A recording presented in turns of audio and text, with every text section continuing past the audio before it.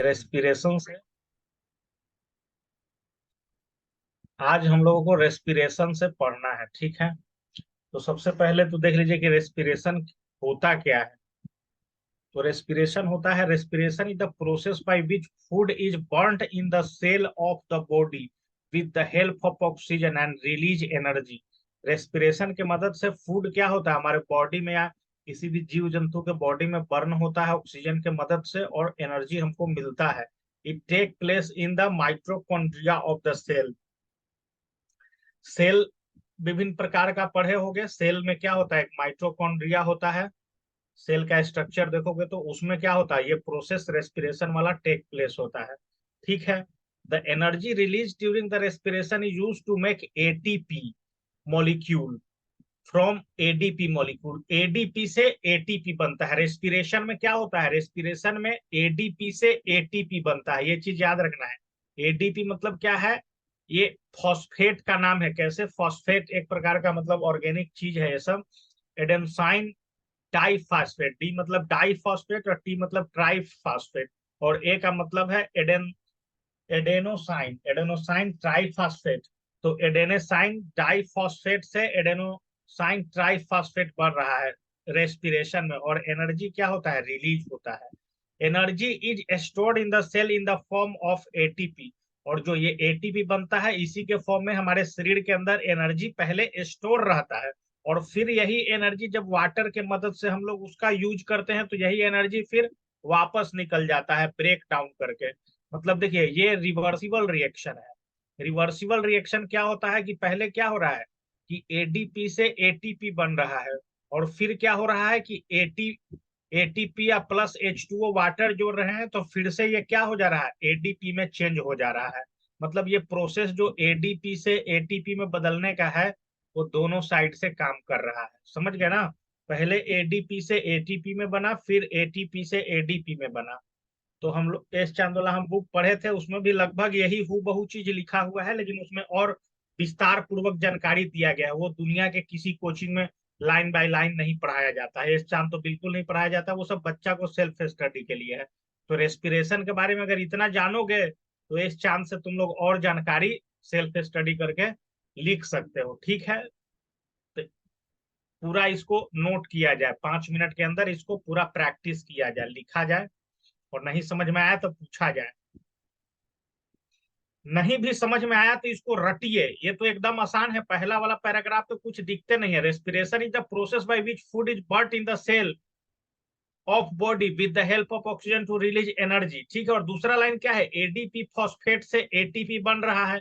और जब ये क्या है, एटीपी क्या है, हमारे शरीर में एनर्जी इसी फॉर्म में स्टोर रहता है, और एटीपी फिर वाटर की मदद से एडीपी प्लस एनर्जी में कन्वर्ट हो रहा है। बस रेस्पिरेशन जानिए ये।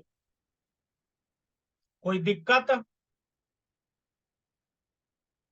एग्जाम में 100% लाने का दो ही तरीका है, कोई जरूरी नहीं है कि सारा चीज समझ में ही आ जाए, लेकिन इतना जरूरी है कि अगर ये चीज तुम रट गए, समझ गए, इसको इतना लिख लोगे याद करके, तो तुमको 100% नंबर आने का चांस है।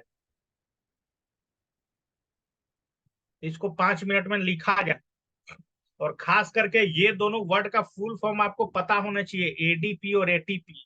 एटीपी का मतलब क्या है, एडेनोसाइन ट्राइफॉस्फेट, और एडीपी का मतलब है एडेनोसाइन डाइफॉस्फेट। इसका मतलब पता होना चाहिए।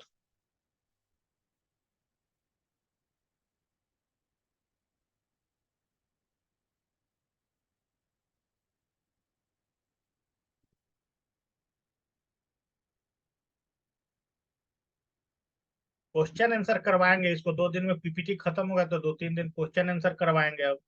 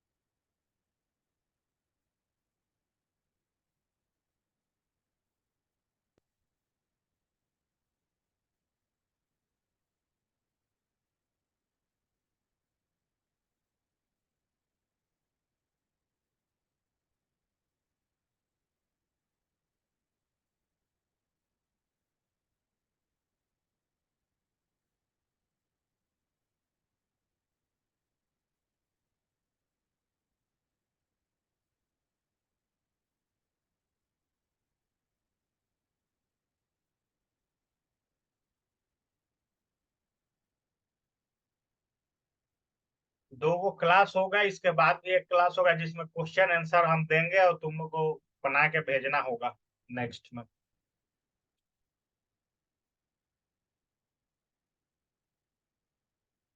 10 गो क्वेश्चन देंगे जो हम लोग पढ़े हैं उसी से रिलेटेड। तो शिवम को तो लगता है कि डेली मतलब दोनों जगह से कुछ ना कुछ होमवर्क मिल जाता होगा, तो उसको तो टाइम ही नहीं रहता होगा।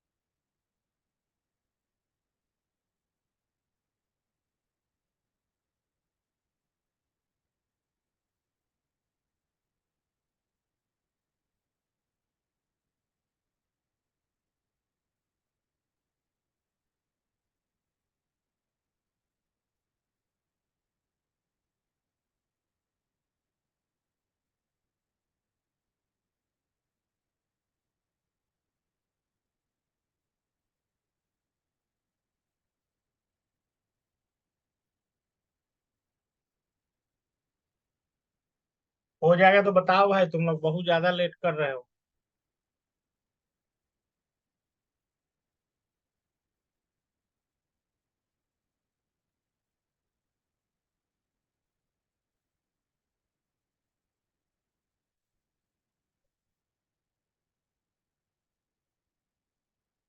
पढ़े आगे ना।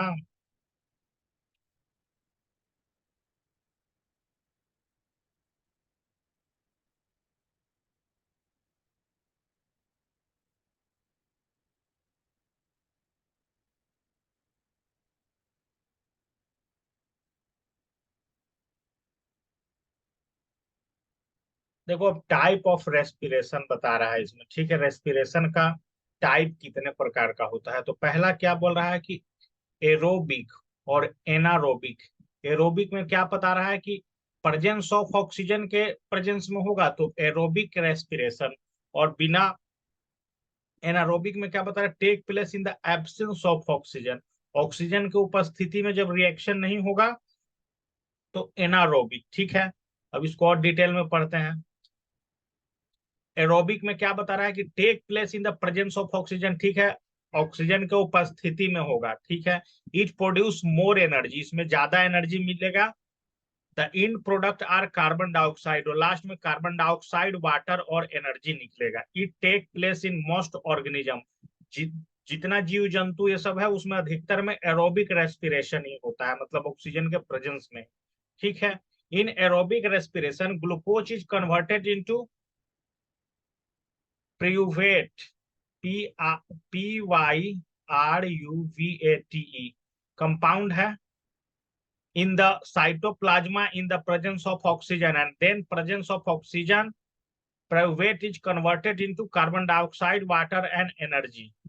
ठीक है, अब इसका प्रोनाउंसिएशन थोड़ा सा गलत हो सकता है, लेकिन देखिए ग्लूकोज सबसे पहले क्या हो रहा है, C6H12O6, ये ग्लूकोज का फॉर्मूला है। तो सबसे पहले C6H12O6 क्या हो रहा है, इसमें कन्वर्ट हो रहा है पैरुवेट के फॉर्म में, और ये फिर किस में टूट रहा है, CO2 प्लस H2O और प्लस एनर्जी के फॉर्म में, है ना, ग्लूकोज प्रेजेंस ऑफ ऑक्सीजन। और ये कहाँ पे प्रक्रिया हो रहा है, देखिए ये भी इंपॉर्टेंट है कि ग्लूकोज, इसका प्रोनाउंसिएशन देख लेते हैं एक बार, इसका हिंदी मीनिंग भी।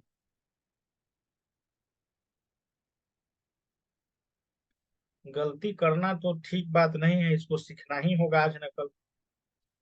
PYRUVATE,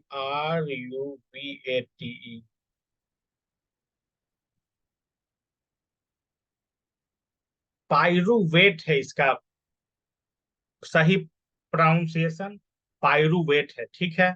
तो एक्चुअल में ग्लूकोज पायरुवेट में बदल रहा है, ये प्रक्रिया कहाँ पे हो रहा है, तो ये साइटोप्लाज्म में हो रहा है। और पायरुवेट से CO2 plus H2O plus energy में बदला है, ये कहाँ हो रहा है, ये माइटोकॉन्ड्रिया में हो रहा है। ये भी चीज जरूरी है, ग्लूकोज से पायरुवेट में भी ऑक्सीजन की उपस्थिति में हो रहा है रिएक्शन, और पायरुवेट से carbon dioxide plus H2O plus energy में भी ये रिएक्शन जो हो रहा है, ये भी प्रेजेंस ऑफ ऑक्सीजन के हो रहा है। तो प्रेजेंस ऑफ ऑक्सीजन के कारण ही इसको नाम क्या पड़ गया, एरोबिक रेस्पिरेशन, समझ गए, एरोबिक रेस्पिरेशन। ठीक है, अब देखिए ये हो गया एरोबिक रेस्पिरेशन। इसमें क्या हुआ कि ग्लूकोज सबसे पहले पायरुवेट में बदला, उसके बाद पायरुवेट माइटोकॉन्ड्रिया में जाके carbon dioxide plus H2O plus energy में बदला। ठीक है, अब एनारोबिक में क्या हो रहा है कि ग्लूकोज तो पायरुवेट में प्रेजेंस ऑफ ऑक्सीजन में साइटोप्लाज्म में बदल रहा है, लेकिन पायरुवेट से जो आगे प्रक्रिया हो रहा है वो मसल सेल में हो रहा है। यहाँ पे माइटोकॉन्ड्रिया में हो रहा था, यहाँ मसल सेल में हो रहा है।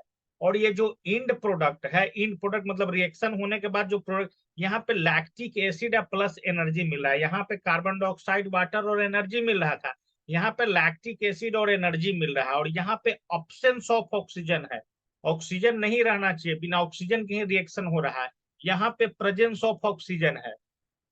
समझ गए ना, तो ये दोनों में ये चीज का थोड़ा सा डिफरेंस है। ठीक है,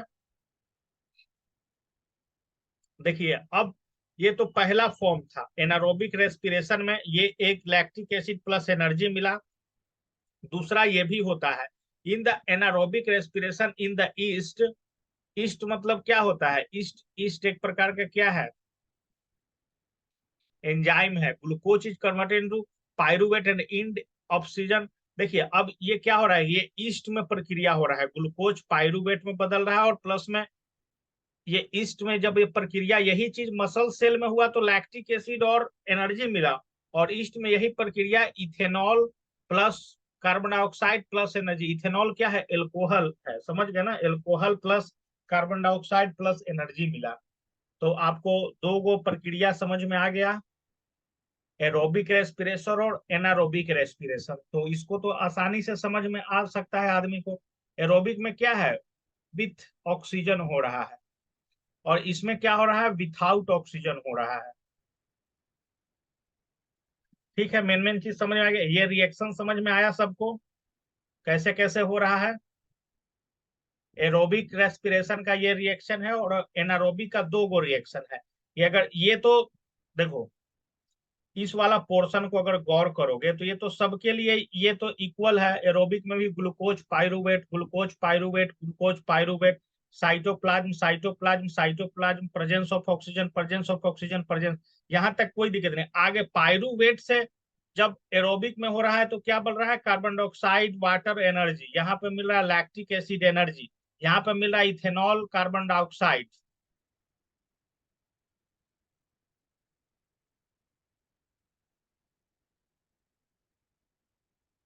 तो इसको बढ़िया से नोट किया जाए, 5 मिनट का टाइम लगेगा, ज्यादा लग सकता है, लेकिन बहुत बढ़िया चीज है।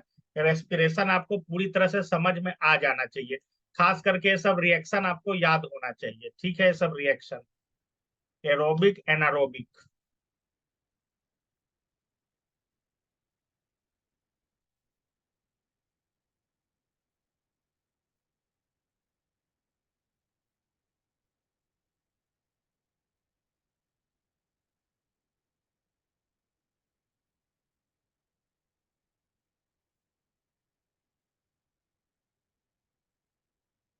जो पायरुवेट बोल रहा है ये भी एक प्रकार का क्या है, ऑर्गेनिक कंपाउंड ही है, एक प्रकार का एसिड है पायरुवेट।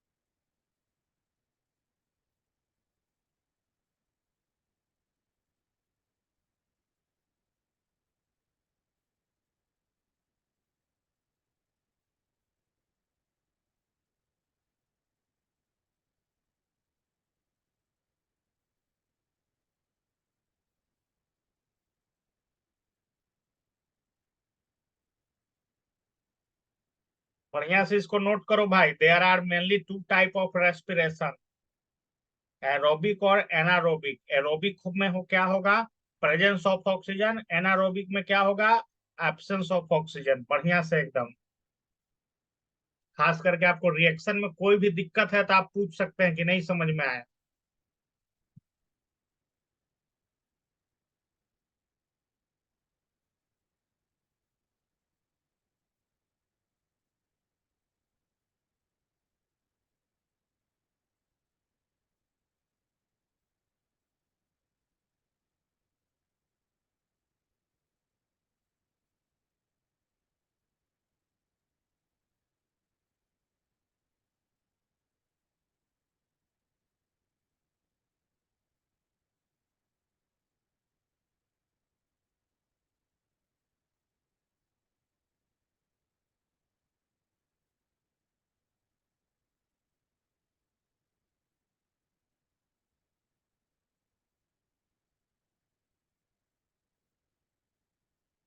तुम लोग जो बुक लिए थे उसमें कुछ डुप्लीकेट किताब नहीं ना निकला है, क्योंकि रिटर्न करने की तिथि 3 मई को समाप्त हो जाएगा।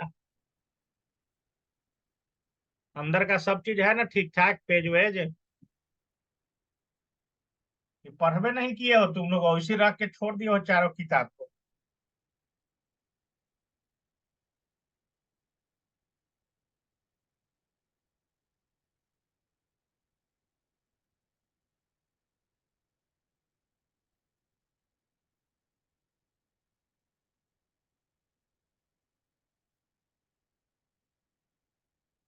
किसी से मिलाया उलाया नहीं हो ना ना?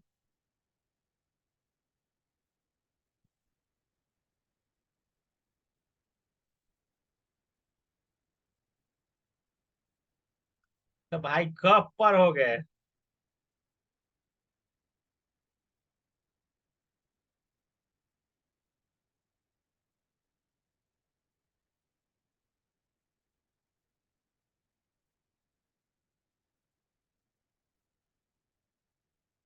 ठीक है, पहले ये बायोलॉजी का एक चैप्टर निपटा दो उससे। जैसे जैसे अब चलेंगे ना हम लोग, जैसे हम लोग देखिए, ज्यादा टारगेट नहीं रखते हैं, जो भी पढ़िए वो विस्तार से पढ़िए। एक महीना में 4 सप्ताह होता है, तो 4 सप्ताह में हम लोग 2 गो चैप्टर साइंस का खत्म करेंगे और 2 गो मैथ का खत्म करेंगे। मैथ में टोटल हमको लगता है कि 12 गो से ज्यादा चैप्टर है जी, 12-14 गो से, 12 गो से ज्यादा चैप्टर तो 6 महीना में फिर भी खत्म कर देंगे। और इसमें भी हमको लगता है कि 12-14 से ज्यादा चैप्टर नहीं।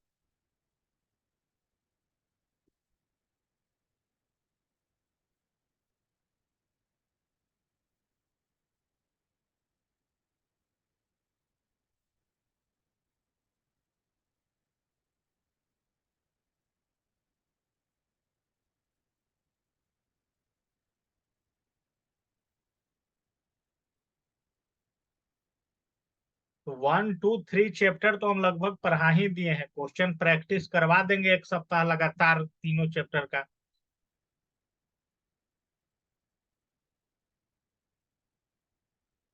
मैथ में ह्यूमन हाई नहीं दिया हुआ है।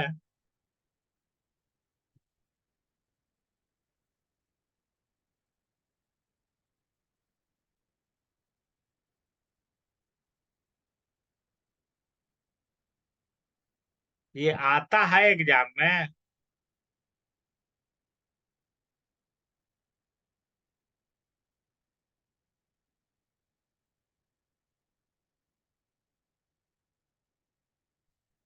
तुम लोग पहले इसको नोट करो भाई।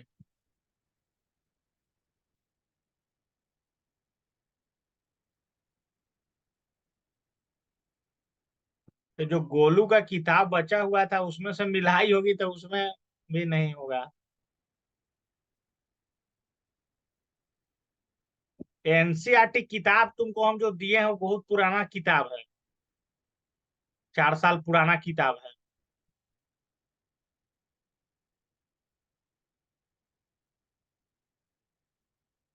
लेकिन देखिए, अब फिजिक्स पढ़ रहे हैं तो पढ़ना चाहिए, ह्यूमन आई के बारे में आपको पता होना चाहिए। सिलेबस से हट गया कि नहीं उससे कोई मतलब नहीं है। और हम पढ़ा भी चुके हैं। फिर से उसको रिवीजन करा देंगे।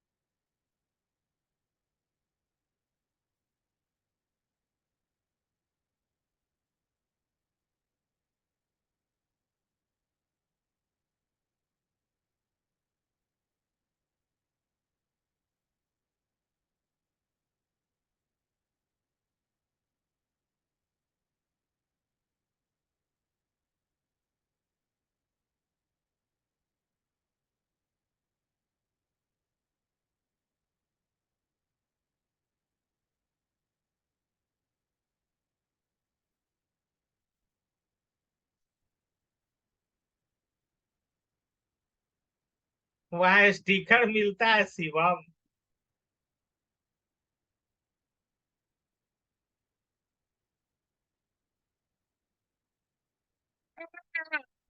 मेरे को स्टिकर चाहिए।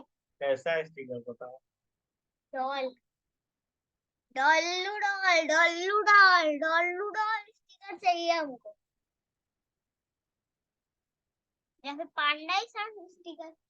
जैसे वो पांडा पांडा मैया पांडा मैया पंडू मैया।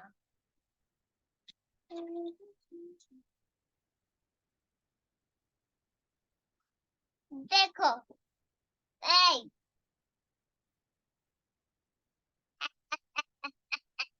खरीदवा के रख देना।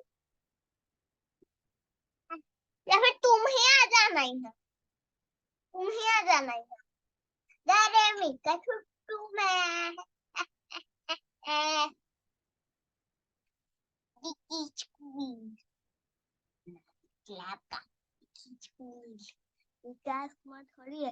डिकी स्क्वीज लिखा है। विकीस कुमार लिखा। विकीस कुमार VI लिखा। विकीस कुमार आपका नाम हुआ। हाँ मंगई सन पांडा डॉल चाहिए हमको स्टिकर वाला।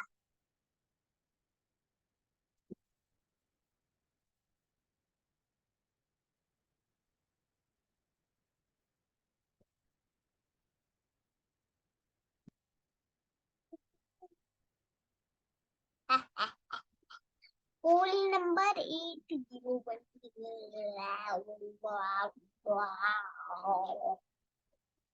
पंडा वाला स्टिकर। यस यस हाँ वो हाँ। स्टिकर चाहिए। यस कोई सा भी स्टिकर लाके दो पैक कर दो। एक खाली पैक कर। छोटका ही सब खरीदता है क्या जी? ओके यस बट लाता नहीं है मेरी लेके भाग जाता है खुद से।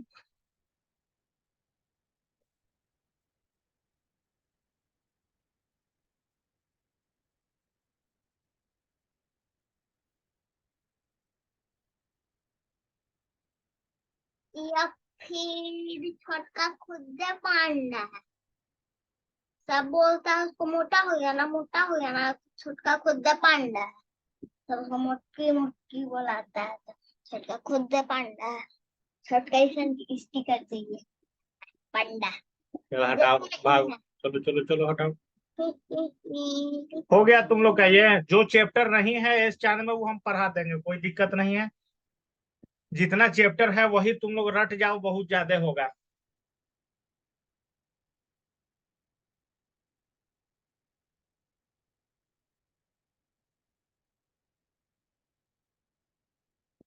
पर मेरे को चाहिए चाहिए तो चाहिए गर्मी की छुट्टी आ गया ना मई चल रहा है भाग जाएंगे हम अगर नहीं ला के देगा तो भाग जाएंगे हम मई के मई के 30 तारीख को भाग जाएंगे नानी घर नहीं ला के देगा तो 29 को ही नहीं ला के देगा तो 30 को भाग जाएंगे नानी घर 29 को ही लगता नहीं ला के देगा तो 29 को आना है मेरी छुट्टी है 29 को हम नहीं जाएंगे 30 को भी मेरी छुट्टी है 5 दिन जाएगा वापस लौट के आ जाएंगे एक 1000 दिन रहेंगे वहाँ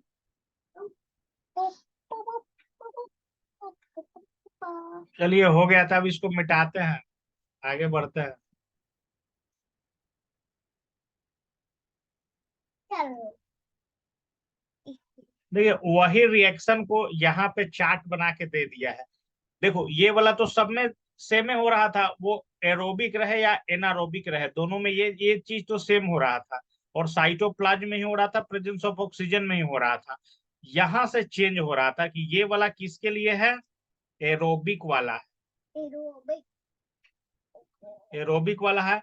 और ये दोनों किसके लिए है, एनारोबिक, एनारोबिक एनारोबिक वाला है। मतलब देखिए यहाँ प्रेजेंस ऑफ ऑक्सीजन, यहाँ एब्सेंस ऑफ ऑक्सीजन, ठीक है। अगर यहाँ माइटोकॉन्ड्रिया में हो रहा है, यहाँ मसल सेल में हो रहा है, यहाँ ईस्ट में हो रहा है, ईस्ट में हो रहा है तो ethanol plus CO2 plus energy मिल रहा है, लैक्टिक एसिड यहाँ मिल रहा है, मसल्स में तो लैक्टिक एसिड और एनर्जी मिल रहा है। यहाँ पे हो रहा है माइटोकॉन्ड्रिया में तो कार्बन डाइऑक्साइड H2O और एनर्जी मिल रहा है। तो ये वाला चार्ट भी तुम लोग बना सकते हो। यानी कि 3 गो तुम लोग को इक्वेशन लिखना था। पहला इक्वेशन ये रहा, पहला इक्वेशन ये रहा, दूसरा इक्वेशन दूसरा इक्वेशन ये रहा, तो सीधा सीधा है। और तीसरा इक्वेशन आपका ये रहा। तो इसको फिर से लिखना है कि छोड़ दोगे?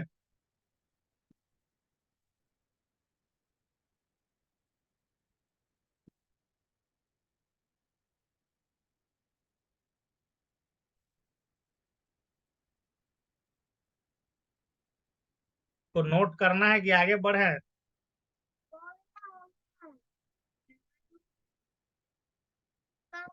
मतलब मेन ज्यादा फोकस इसी पे करना है। चलिए तो वो अधिकतर, वो तो एक आपका हो गया, मोटा मोटी बात हो गया रेस्पिरेशन का। अब मानव शरीर में कैसे होता है रेस्पिरेशन, समझ गया? अब इसके बारे में दिया हुआ है, तो बड़ा थोड़ा टफ है। समझ गए? The main organs of the respiratory system are nostril, nasal cavity, pharynx, larynx, trachea, bronchi, bronchioles, lungs and diaphragm. तो ये पूरा इसका कंपोनेंट का नाम याद करना सबसे टफ काम है, समझ गए? नेजल कैविटी यहाँ पे बता रहा है, नोज के ऊपर बता रहा है। ओरल कैविटी मुंह के बता रहा है, ठीक है ना। इसको बता रहा है क्या चीज, टेरेस। टेरेसा, टेरेसा लिखा, हम्म। टेरेसा, लैरिनेक्स और फेरिनेक्स। तो आपको ये सब ऑर्गन का नाम तो याद रखना पड़ेगा भाई, विथ फिगर, तब जाके होगा। समझ गए ना? डायफ्राम किसको बोल रहा है? डायफ्राम बोल रहा है इसी को। लेफ्ट लंग, ये राइट लंग। समझ गए ना? तो ये डायग्राम आपको बनाना पड़ेगा किताब उताब से देख के, फिर हम आगे बढ़ते हैं थोड़ा सा। मतलब जो दूध की तो वाइट हो जाता है जाके, तभी हमको देखिए, अजीब सा लगता है एकदम। मानव शरीर में हम लोग सांस वास कैसे लेते हैं, रेस्पिरेशन का प्रक्रिया कैसे, एनर्जी एनर्जी मिलता है। देखिए, सबसे पहले एयर हमारे नोज ट्रिल से अंदर प्रवेश करता है। The hair and mucus trap the dust particle, मतलब जो नाक में हमारा छोटा छोटा बाल रहता है और म्यूकस, वो क्या करता है कि जो गंदगी वगैरह डस्ट है उस पार्टिकल को रोकता है अंदर जाने से। It passes through the pharynx and larynx, trachea, bronchi, enter the lungs. ये सब से पास करते हुए वो लंग्स तक पहुंचता है। समझ गया ना? नोज में पहले पास किया, फिर उसके आगे वाले का फेरिनेक्स, फिर आगे वाले को लैरिनेक्स, फिर टेरेसा के बाद कहाँ पहुंचा? लंग्स में पहुंच गया। हम जो हवा लिए सांस वो, समझ गया ना? लंग्स में पहुंच गया। The trachea has rings and cartilage which prevent from it collapsing when there is no air in the trachea. मतलब टेरेसा का कार्टिलेज टाइप का स्ट्रक्चर होता है, स्ट्रक्चर कार्टिलेज टाइप का होता है। वो क्या करता है कि ब्रेक डाउन होने से बताता है जब एयर नहीं उसमें रहता है। The bronchi divide into smaller tubes called the bronchi hordes which ends in the tiny air sacs called alveoli। क्या है भाई? Alveoli, alveoli. अब ब्रोंची में क्या हो रहा है? ब्रोंची पहले ये चीज को बता रहा है, ब्रोंची भाई, ये सब जो दिख रहा है ना इसी को ब्रोंची बता रहा है। मतलब लंग्स के में ही है ब्रोंची। ठीक है, ये क्या कर रहा है? ये स्मॉलर ट्यूब टाइप का डिवाइडेड रहता है। समझ गया ना? Which end in the tiny air scale called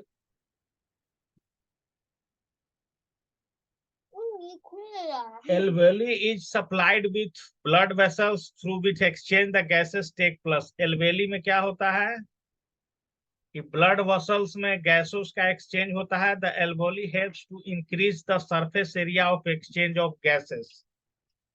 तो थोड़ा सा तो टफ है, लेकिन इसको याद आपको करना पड़ेगा, करना पड़ेगा। ये सब का मतलब पहले समझना पड़ेगा। पहले तो फिगर बनाओगे तो अपने आप ही स्पष्ट हो जाएगा कि एयर सबसे पहले इससे पास करते हुए जाता है।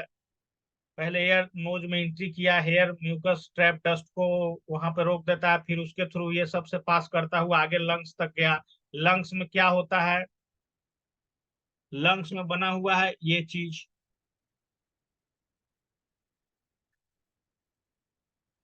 ब्रोंची। इसका प्रोनाउंसिएशन थोड़ा देख लिया जाए।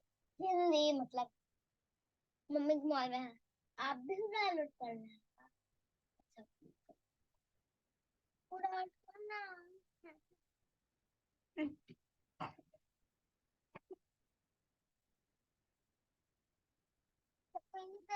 तुम्हारा किताब हम दिखाए थे मामा के रूम में है। ब्रोंकी ही बोल रहा है भाई, ऐसा कुछ नहीं, ब्रोंकी ही बोल रहा है। Bronchi divide into a smaller tips called the ब्रोंकीओल्स।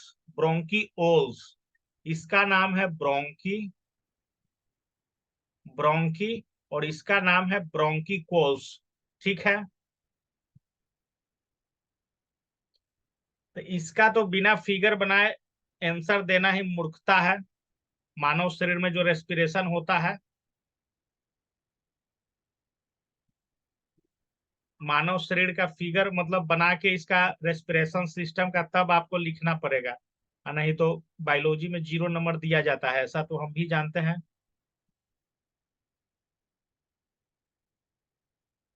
सांस लेने का प्रक्रिया देखिए कैसे होता है। When we breathe in air the muscles of the diaphragm contract and move downward and chest cavity expand and then enter into the lungs।